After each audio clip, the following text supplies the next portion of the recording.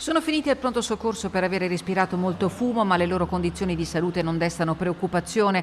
A raccontare al telefono l'accaduto, ancora scosso, è Oscar De Bona, presidente dell'Associazione Bellunesi nel Mondo e papà di Massimo, che con la moglie Eleonor sono proprietari del B&B Villa 61 a Villa di Limana.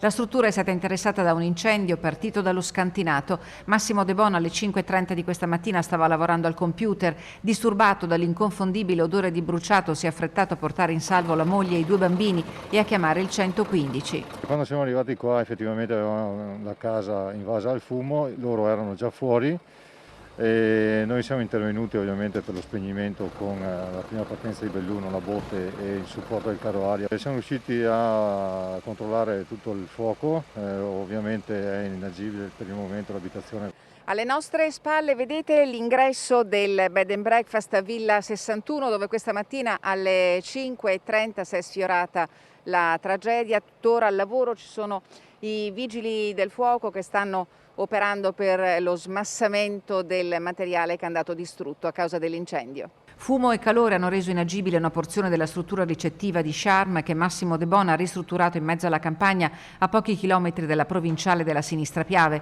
Il lavoro dei vigili del fuoco è proseguito fino al tardo pomeriggio. Saranno le perizie tecniche a stabilire con esattezza cosa abbia originato l'incendio, che secondo i primi rilievi potrebbe essere stato causato da un cortocircuito. Oltre ai titolari e alla famiglia De Bona, che è proprietaria di questo bed and breakfast, c'erano degli ospiti?